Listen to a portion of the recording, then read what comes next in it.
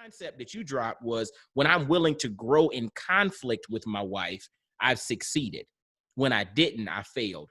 Can you dive into that a little bit more? Because I think that's something that as men, because, we're taught to lead, right? We're taught to be the head. We're taught to go out there, slay dragons and, bring home the bacon and do this and do that. We're not always taught to grow in conflict with our wife. And that's led to success for you. Talk to us a little bit about that, brother. It's a new concept, so new that I just said it here because I didn't even know that it was that, but I was like, as I was thinking about our relationship and how we've been moving lately, it's been a lot of like, conflict, not in a bad, it's just been rubbing, you know what I'm saying? But it's always been rubbing into getting things done, Did you get something done? Yeah, I got it done. Why you ask me if I got something? You always know I get stuff done. Well, do you?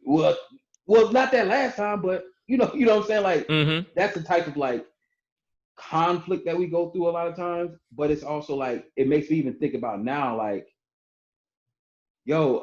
like as I'm learning how to approach her better, I think it makes everything else. Because she's like, it's like Morpheus. My wife feels like it's like Morpheus, right?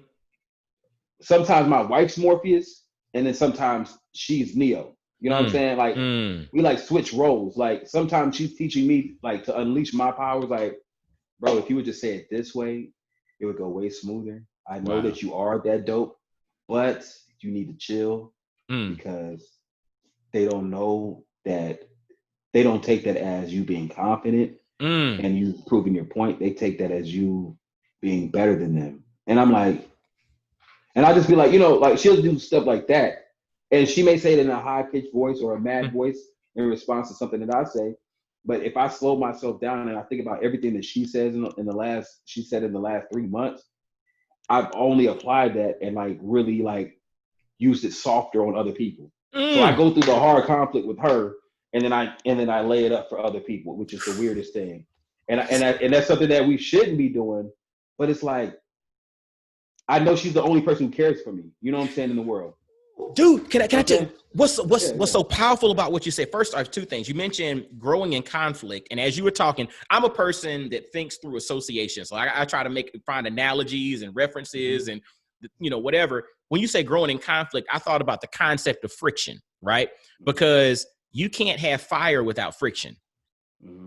So that conflict is that friction needed or necessary for something to burn. And you need that thing to burn so that you can grow and you can cook and you can do what you got to do. So you got to have that. You can't be scared of it.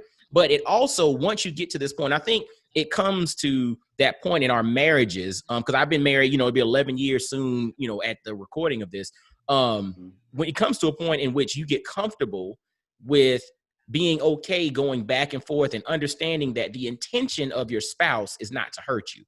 Because I think that's a struggle that some of us have early on in marriages or early on in relationships is we haven't quite gotten comfortable to the notion that this person's not trying to hurt me. Meaning, can I even say, go ahead. Can I even say early in the day, not just early in your relationship? Absolutely. Like I fight with that often. Like, because they know us. You know what I'm saying? So she knows all my flaws. So when she points out a flaw, I don't know if that's an attack or a rebuke or her trying to heal by her exposing that this is something that continues to go on. That's powerful. And the only way for that to be able to work, or the only way for us to be open to that, is for us to understand that they are not coming from a place of trying to destroy us. Like my wife and I've had numerous conversations, and if she gives me feedback that's constructive criticism, or I give her some constructive criticism or something that's challenging, we always have to kind of back it up with, but look, I'm doing this because I want you to be better, right? I'm not doing this because I'm wanting to hurt you. Like, I don't want her to think anything that I say is ever with malicious intent. And the moment that you get to that point where you know that nothing my wife says to me is malicious, even if it's like hardcore, nasty, whatever, if she says, you this, you that, you this, you that, I have to look at it from the perspective of, because she's not malicious against me, anything that she gives me is to help me to become better. And that's something that I personally need to work on. Then I don't take it personally. I just apply it, to your point. And that helps me to get better when I can approach it that way, but it takes a while to get there. Can I say this too? Yes. And this just popped up in my head. Go ahead. As I'm having this conversation with you, I realized like success clusters. You know what I was talking about success clusters a while back ago, where like everybody grows, but they're successful in the same rights in different industries. Yes. Like you got to, and then how you have to have a successful group around you. Yes. I was telling my barbers yesterday that, yo, you know, you guys have to be here together to be able to sharpen your iron, to be able to feel each other, to be able to know each other, and to be able to grow. I also just thought about, as me and you are having this conversation, like there's been times where I was like, yo, I want to be a better husband. But because I wasn't talking to other husbands, my mind wasn't getting kind of jarred. Like, oh yeah, I want to be dope again.